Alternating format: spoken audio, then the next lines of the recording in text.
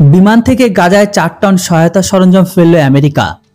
ফিলিস্তিনিদের অবরুদ্ধে গাজা ভূখণ্ডে বিমান থেকে চিকিৎসা ও সহায়তা সরঞ্জাম ফেলে দিয়েছে আমেরিকা। জর্ডানের সঙ্গে চুক্তির পর দেশটির বিমান বাহিনীর সহযোগিতা এই সহায়তা নিচে ফেলা হয়।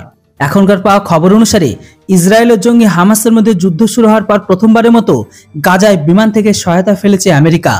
জর্ডানের সাথে একটি চুক্তি স্বাক্ষর করার পর বুধবার জর্ডানের বিমান বাহিনীর একটি বিমান করে ওষুধ, খাদ্য ও জ্বালানি সহ 4 টন সহায়তা সরবরাহ উপত্যকাটিতে পৌঁছে দিয়েছে।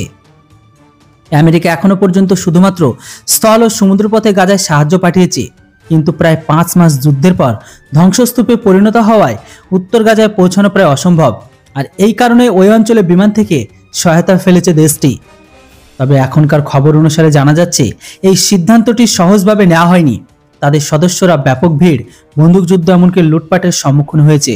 এছাড়া জাতিসংঘ গত বছর ডিসেম্বর থেকে গাজার উত্তরাঞ্চলে দুর্ভিক্ষের আশঙ্কার কথা বলে আসছে। WFP বলেছে, সাম্প্রতিক সময়ে স্টেটমেন্টগুলিতে এই ভূখণ্ডে ক্ষুধা ও রোগের দ্রুত ছড়িয়ে পড়া প্রমাণও রয়েছে।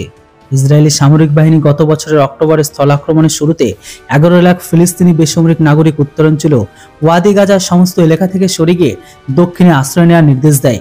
আর যে সমস্ত এলাকা থেকে সেই সময় সরে যাওয়ার নির্দেশ দেওয়া হয়েছিল তার মধ্যে গাজা শহর অন্তর্ভুক্ত ছিল। ওই শহরটি ছিল যুদ্ধের আগে ওই অঞ্চলের সবচেয়ে ঘনবসতিপূর্ণ এলাকা। বেশিরভাগ বাসিন্দায় সেই সময় ইসরায়েলি আদেশ অনুসরণ করে, কিন্তু কয়েক লাখ ফিলিস্তিনি ওই এলাকাতে থাকার সিদ্ধান্ত নেয়, যাদের অনেকেই আবার পালিয়ে যেতে সক্ষম ছিল না। পরে আবার ইসরায়েলি সৈন্যরা ওই অঞ্চলটিকে ঘেরাও করে, এমনকি সেখানে হামাসের শক্ত ঘাঁটির নিয়ন্ত্রণ নেয়।